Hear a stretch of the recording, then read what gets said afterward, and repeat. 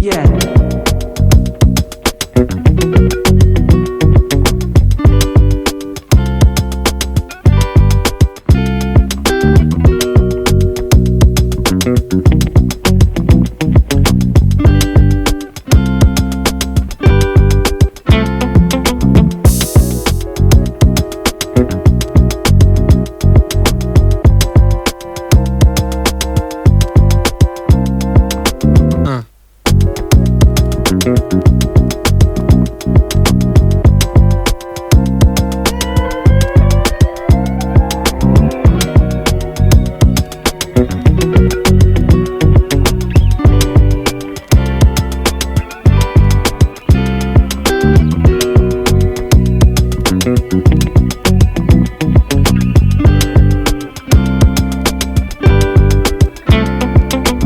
No.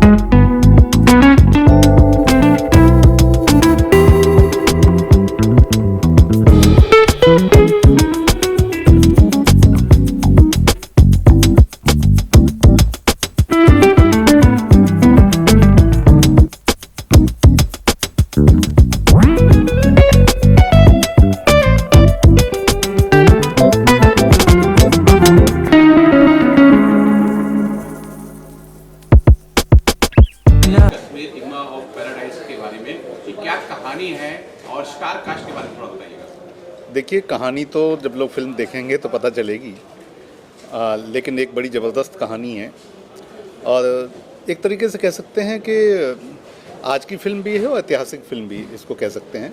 1931 से लेके और आज तक की जो कश्मीर का इतिहास है, कश्मीर की जो घटनाएं हैं, उन सारी महत्वपूर्ण घटनाओं को इसमें समेटने की कोशिश की गई है एक फिक्शन कहानी के जरिए। सर, सबसे पहले तो ये समझना चाहूँगा कि जब भी कश्मीर का जिक्र होता है और यहाँ की घटनाओं का जिक्र होता है तो सबसे ज़्यादा वहाँ जो भी फिल्म मेकर नेगेटिविटी दिखाते हैं।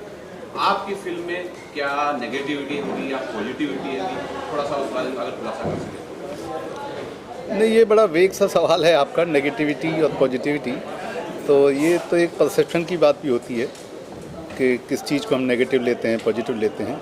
लेकिन हम तो कश्मीर की सच्चाई को बताना चाहते हैं और जो ऐतिहासिकता है कश्मीर की उसको बयान करना चाहते हैं।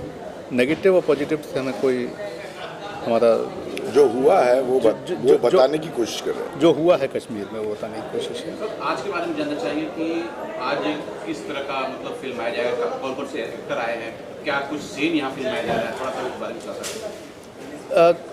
फिल्म का ही एक बड़ा महत्वपूर्ण सीन है।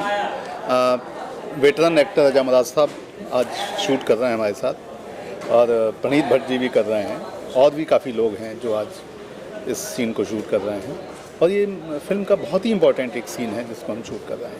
सर, आपसे जानना चाहेंगे इस फिल्म में आपका किरदार क्या होगा और आज जो यहाँ सीन फिल्माने वाला है क्या सीन होगा, कुछ अगर हमारे जैसे।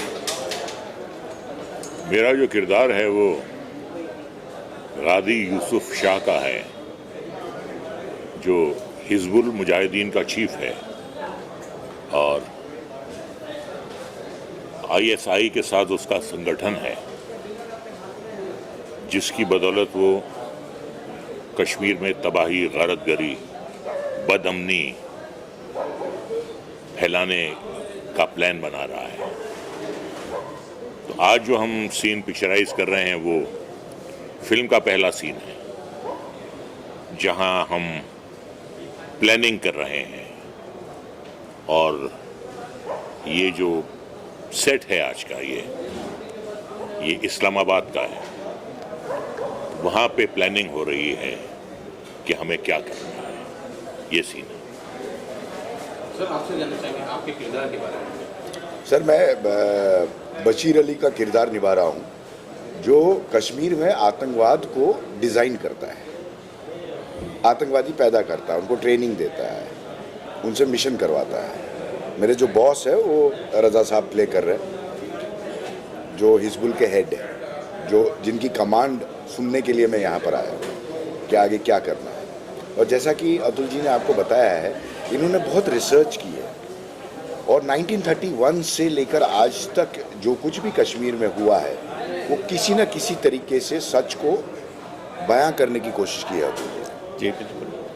देखिए मैं एक बात, पहला शेड्यूल हमारा कश्मीर में हुआ जिसमें प्रणीत साहब भी थे। हाँ। और उनका बड़ा जबरदस्त उसमें, मतलब आप समझिए कि सिंथन टॉप पे किया शायद हाँ, हम लोगों ने। सिंथन सिंथन टॉप पे, ग्लेशियर पे शूट किया। ग्लेशियर पे शूट किया। आप इस फिल्म में कश्मीर की खूबसूरती भी देखेंगे। कश्मीर के जो वो जगहें हैं जहाँ पर टूरिस्ट भी नहीं पहुँच पाते हैं, वो जो हाइट्स है जहाँ पे बकरवाल रहते हैं, वहाँ तक हम लोगों ने शूट किया, वो वहाँ वाला हमने सीन। शूटिंग किया। और कोकरनाग में किया, कोकरनाग में नीचे किया। रात को जब किया था तो कोकरनाग में किया रात को कोकरनाग में किया।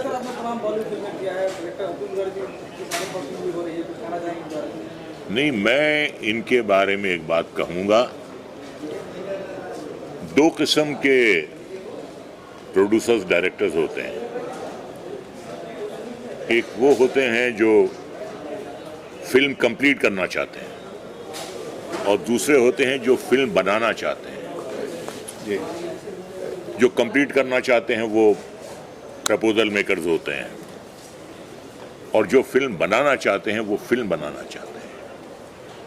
तो ये वाकई फिल्म बना रहे हैं। फिल्म यकीनन पैसे से बनती है, पैसे के बिना फिल्म नहीं बनती है, लेकिन इनका जो पैशन है, इनकी एक डिवाइन मैडनेस है इस फिल्म को बनाने के लिए, जो मैंने बहुत कम लोगों में देखी है। जैसे कि अगला शेड्यूल हमारा कुछ 20 दिन का है, कुल्लू मनाली में हम कर रहे हैं और उसकी फुटेज मुश्किल से 2.5 मिनट की निकलेगी। तो जो इनमें एक पैशन है, जो इनमें एक दीवानगी है, वो मैं तकरीबन 600 फिल्मों में काम कर चुका हूं, लेकिन ऐसी दीवानगी, ऐसा शौक फिल्म बनाने का मैंने बहुत कम प्रोड्यूसर डायरेक्टर्स में देखा। यही कहूँगा।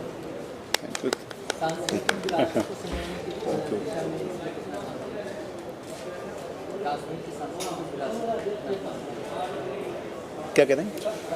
कश्मीर की सांस्कृतिक विरासत कश्मीर की सांस्कृतिक विरासत कितनी दिखेगी? कितना आपने काम किया उसके बारे में? बहुत ज़्यादा काम किया है, क्योंकि कश्मीर को दिखा रहे हैं। फिल्म का नाम भी कश्मीर है, तो कश्मीर की जो संस्कृति है उसको पकड़ने की पूरी कोशिश की गई है। और कश्मीर में किस तरीके से जो एक कश्मीर की जो फ़िज़ा है और कश्मीर की फ़िज़ा जो पहले भी थी और आज भी है, उन दोनों को पकड़ने की कोशिश की गई है। कैसे उसमें चेंजेज आए हैं समय के साथ, उसको भी पूरा पकड़ने की कोशिश। एक बात मैं और कहूँगा, बहुत सी फिल्में बनी हैं कश्मीर पे, बहुत सी बनी हैं, नारे तो बड़े बड़े लगे हैं उसमें, लेकिन किसी में कश्मीर जाकर शूट करने की हिम्मत नहीं हुई। इक्का दुक्का लोग गए हैं। इसके लिए बहुत बड़ा दिल चाहिए, इसके लिए बहुत बड़ा कलेजा और जिगर चाहिए कि इन हालात में we are going into the heart of Kashmir.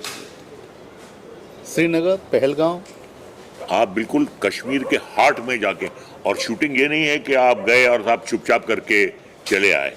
2 schedule किए हैं सर। तो जब आप कश्मीर जाते हैं तो पूरा यूनिट होता है, कैमरा होता है और रिफ्लेक्टर्स होते हैं, 250 लोगों की, यूनिट मेंबर्स होते 250 हैं। लोगों की। 250 तो ये शूटिंग जो है वो आप चोरी छुपे नहीं कर सकते। तो इसके लिए बड़ी हिम्मत चाहिए, वरना मैंने बड़ी बड़ी फिल्में देखी हैं कि बड़े बड़े नारे लग रहे हैं, लेकिन डर के मारे शूटिंग जो है वो कुल्लू मनाली में हो रही है। वहां जाने की हिम्मत के डायलॉग हैं उसमें, लेकिन कश्मीर जाने की हिम्मत नहीं है लोगों में, खाली डायलॉग बाजी है। नहीं, मैं ये बोलना चाहता हूँ कि इस पिक्चर में कोई भी ऐसी ईंट नहीं है जो सर ने उठाई नहीं है। मतलब जिस लोकेशन पे हमको शूट करना, उस लोकेशन पे हम गए, वहाँ पे हम लोग ग्लेशियर पे शूट कर रहे थे। Yes. मतलब 5 मिनट में मौसम चेंज हो जाता है और बर्फ शुरू हो जाती है। पहले दिन तो फंस ही गए थे। पहले दिन तो फंस ही गए थे। और कैसे वहाँ के जो बकर वाले, उन्होंने बोला अभी आप तुरंत निकलिए, और 10 मिनट्स में। लेकिन हमारा यूनिट और प्लानिंग ऐसी थी कमाल की कि हमारा पूरा यूनिट रेडी था। 5-10 मिनट में हम लोग गाड़ियों में बैठे और वहाँ से निकल भी गए। 250 लोगों की 250 लोगों की यूनिट। अतुल जी, ये जानना चाहूँगा कि यहाँ से सारी जो यूनिट तो आप वहाँ लेके गए, लेकिन संभव नहीं है कि सब वहाँ पहुँच सके। क्या वहाँ के लोकल लोगों को भी लेकर इसमें इन्वॉल्व कर सकते? बहुत ज़्यादा लोकल लोगों को बहुत काम दिया, बहुत काम दिया। वहाँ के जो लोकल आर्टिस्ट हैं उनको बहुत काम दिया, उन्होंने अपने साथ बहुत काम किया। और इनके साथ जो भी लोग थे सारे लोकल थे। सारे लोकल थे जितने भी। पंडित जी के साथ जो भी लोग जूनियर आर्टिस्ट थे सारे लोकल लोग, सारे लोकल लोग, क्योंकि दे आर गुड परफॉर्मर्स और वो कश्मीर की फिजा को पहचानते हैं। एक मेरा एक लास्ट मेरा एक सवाल रहेगा। पूछिए। आपने काफ़ी रिसर्च किया है इतिहास से लेके यहाँ तक जी। कोई ऐसा एक वाकया या इतिहास का कोई एक लाइन हो या कुछ हो घटना है जो शेयर कर सके, जो आम लोग नहीं जान रहे हैं, ऐसा कुछ हो? नहीं, देखिए कश्मीर तो एक ऐसा प्लेस है, मैं तो कहूँगा जिसके बारे में जितनी बातें कही जाएं, केवल एक घटना को उठा के तो बात नहीं की जा सकती है, वो तो बड़ा मुश्किल है। लेकिन मैं ये कहूँगा कि कश्मीर को मैं एक नैरेटिव की बात कहूँगा कि कश्मीर जो है ना उसको स्वर्ग कहा जाता है। तो मुझे लगता है कि स्वर्ग बड़े अटैक्स होते हैं, इंटरनल भी होते हैं, आउटसाइड भी होते हैं। तो लगता है क्या कश्मीर को भी उसी तरीके से कुछ नज़र लग गई या क्या हुआ कि कश्मीर जैसी एक जो विरासत की चीज़ है, जो एक इतनी बड़ा जिसका एक इतिहास है, जिसकी लेगेसी है, वो आज वहाँ इस तरीके की चीज़ें हो रही हैं। पॉलिटिकल सेंटर रहा है कश्मीर, पॉलिटिकल और इतिहास संस्कृति का केंद्र रहा है, विचार का केंद्र रहा है। पूरी दुनिया से जो विचार जाते हैं, पूरी दुनिया में कश्मीर ने विचार दिए हैं। शोध का भी विषय रहा है कश्मीर। अतुल जी, आर्टिस्ट इसमें कौन जानना चाहते हैं? अनेक आर्टिस्ट हमारे बॉलीवुड के इसमें काम कर रहे हैं। सबसे बड़ी बात तो यह है कि रजा मदार साहब काम कर रहे हैं, प्रणीत भट्ट जी काम कर रहे हैं। काफ़ी लोगों की शूट कंप्लीट हो गई है। इनामुल हक का हो गया, रजनीश तुगल का हो गया, आकांक्षा पुरी का हो गया, अनेक लोगों इसमें काम कर रहे हैं। हाँ, ये तो बात है। लेकिन हम लोगों की मीटिंग हुई और इसके बाद एक्चुअली रजा साहब का तो ये है कि वो भांप लेते हैं ना। He is a legend actor, 600-700 फिल्मों में काम किया है, तो उनको बहुत ज़्यादा बताने की ज़रूरत नहीं पड़ती है। वो भांप लेते हैं कौन सी चीज़ क्या है, क्या करना है और क्या नहीं करना है। देखिए बात क्या है भाई, आप इंसान की नीयत देखिए। अच्छी नीयत, बुरी नीयत छुपती नहीं है, वो जाहिर हो जाती है। इनसे जब मेरी मुलाकात हुई तो मुझे ऐसा लगा कि ये जो फिल्म बना रहे हैं, जो कश्मीर में हुआ है, इसमें ये नहीं है कि जो कैरेक्टर्स हैं वो बिल्कुल ट्रू टू लाइफ, बहुत से कैरेक्टर जो हैं ट्रू टू लाइफ हैं।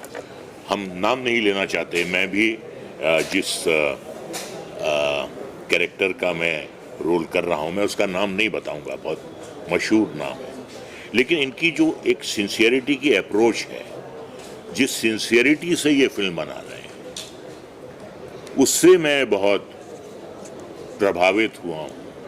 इसमें कोई मेलोड्रामा नहीं है, इसमें कोई एग्जैजरेशन नहीं है, इसमें वही है, हकीकत है जो हुआ है।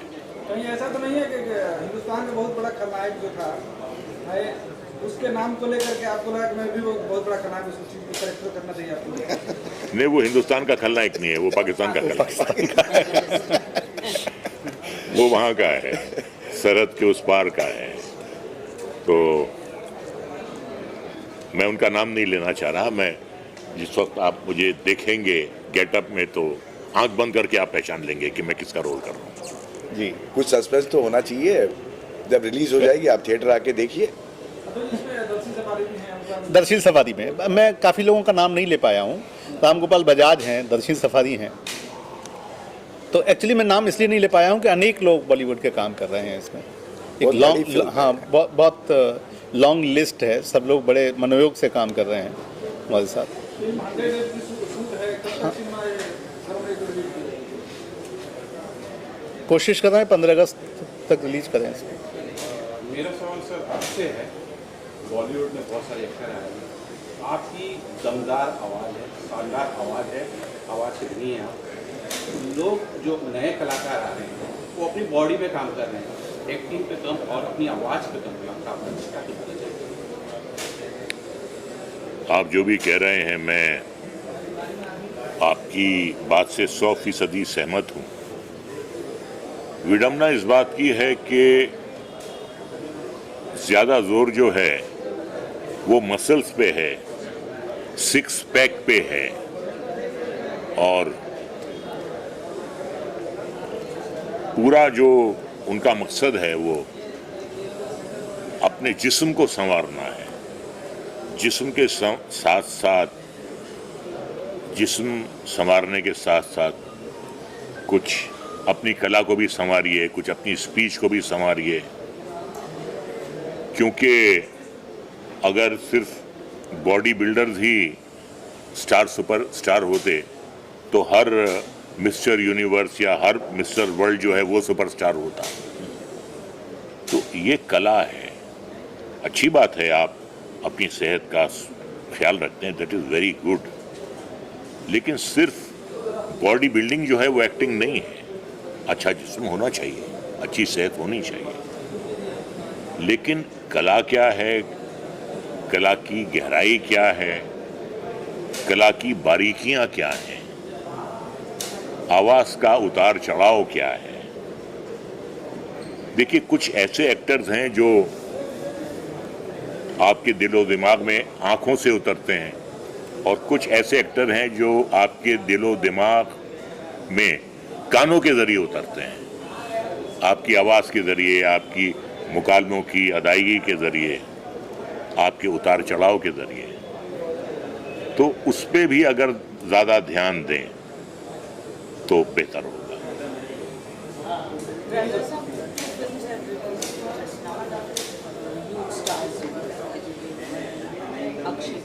जी जी, हाँ।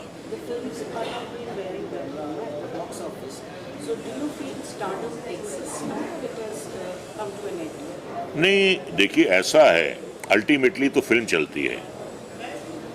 कोई दुनिया का एक्टर ये दावा नहीं कर सकता कि मैं फिल्म चलाता हूँ, ऐसा नहीं है। फिल्म जो है टोटलिटी है, आपकी मेकिंग है, पब्लिक को कहाँ तक आप बांध कर रखते हैं उस पे मुनासिर होता है। अब हो सकता है कि फिल्म्स ये बाद में पिकअप कर जाएं, यू नेवर नो। ये भी T20 की तरह होती हैं कि फर्स्ट डे कुछ है, सेकंड डे कुछ हैं। कुछ चीज़ें जो हैं स्लो स्टार्ट लेती हैं, उसके बाद पिकअप करती हैं। कुछ चीज़ें बहुत अच्छा इनिशियल लेती हैं लेकिन बैठ जाती हैं। I think let's wait and watch. ये मैं ज़रूर कहूँगा कि जो इनिशियल रिपोर्ट्स आई हैं वो एक्सपेक्टेशन से कम हैं, but let's wait and watch. No, I have not seen, but I'm reading all the reviews and I'm observing the collections also. So I do hope। देखिए, एक फिल्म चलती है, पूरी इंडस्ट्री का फ़ायदा होता है, और मैं दुआ करता हूँ कि ये फिल्में चलें, बहुत मेहनत से बनी हैं।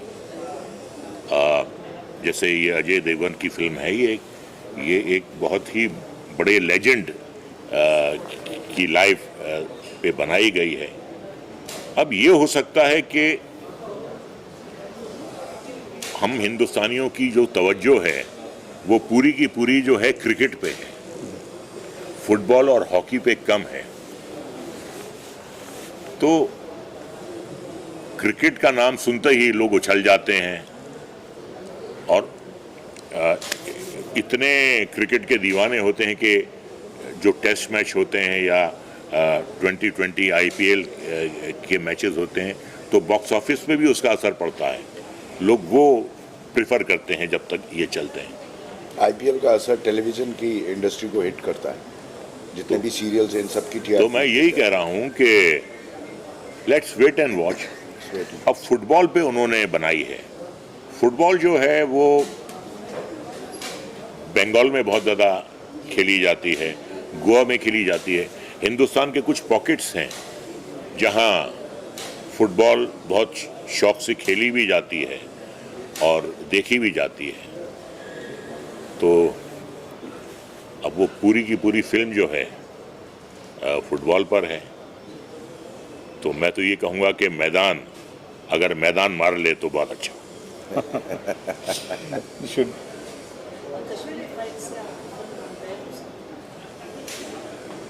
नहीं, दो फिल्मों को ऐसे कंपेयर नहीं किया जाना चाहिए। कोई भी दो फिल्मों को, कोई भी दो किताबों को।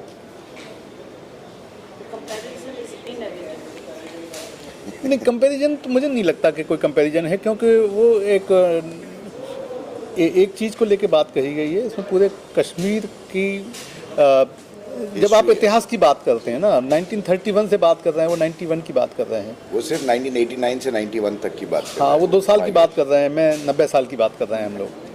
तो वो स्पैन बहुत ज़्यादा बड़ा है, स्पैन बहुत ज़्यादा बड़ा है, बहुत व्यापक परिकर भी हो जाता है। जब आप इतने बड़े उसकी बात करते हैं, इतने 90 साल की आप इतिहास की बात करते हैं, तो एक बड़ा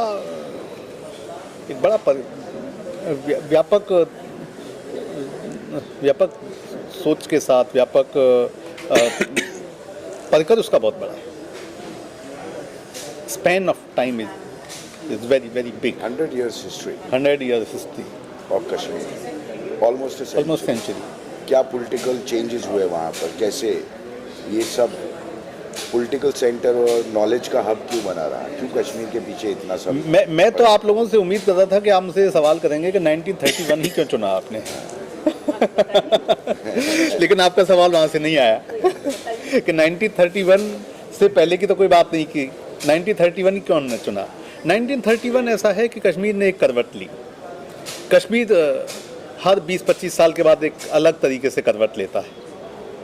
तो 1931 के बाद कश्मीर ने करवट ली, तमाम तरीके की हवाएं वहाँ चलने लगी और बहुत तेज़ हवाएं चलने लगी। तो उस समय से हमने उसको पकड़ा है।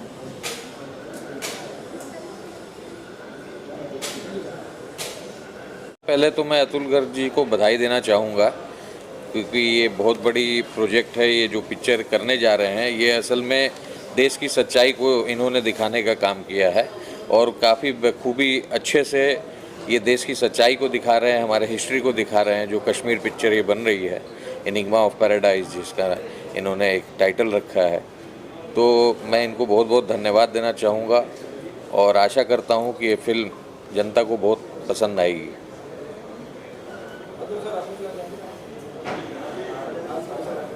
आज का तो राणा साहब आए, ये बहुत बड़ी बात है मेरे लिए, मेरा उत्साहवर्धन करने के लिए, पूरी टीम का उत्साहवर्धन करने के लिए। और हर तरीके से ये बहुत बड़ी बात होती है। फिल्म जैसे प्रोजेक्ट में बहुत तरीके की परेशानियां आप लोग जानते हैं, इस तरीके के प्रोजेक्ट को करने में आती हैं और मित्रों का, सहयोगियों का उसमें सहयोग मिलता है, उनका उत्साहवर्धन होता है। ये एक फिल्म मेकर के लिए बहुत बड़ी बात होती है। हम लोग इसको समझ नहीं पाते कि क्या है, लेकिन ये जैसे ही डायरेक्टर प्रोड्यूसर को ये कुछ लोग मदद करते हैं, किसी भी तरीके से उत्साहवर्धन करते हैं, मदद करते हैं, मानसिक सहयोग करते हैं, तो वो बहुत बड़ी बात होती है। उनको उससे बड़ा बहुत ये जो एक मुश्किल भरा काम है, इसको करना उनके लिए आसान हो जाता है। तो मैं भाई साहब का बहुत तहे दिल से स्वागत करता हूँ, धन्यवाद करता हूँ कि वो आज हमारे बीच में आए। बहुत अच्छा लगा। अतुल जी बहुत ही काफ़ी मधुर इंसान हैं और बखूबी जो चीज़ों की गहराई में जाना कहते हैं, जो फिल्म में असली गहराई में जाना होता है, वो गहराई में जाकर के चीज़ों को बखूबी बहुत अच्छे तरीके से लेकर के आया इन्होंने। और इस पिक्चर में भी मैंने देखा है, इन्होंने एक एक बारीकी से हर एक चीज़ को इन्होंने अपने पिक्चर में दर्शाया है। और अभी फुटेज देखा है भाई साहब ने, अभी फुटेज जो मैंने देखा है और अभी तो शूटिंग होनी बाकी है। तो जब फुटेज से ही मैं इतना प्रभावित हूँ तो मुझे पक्का यकीन है कि जब पिक्चर पूरी होगी तो जनता उससे काफ़ी खुश होगी।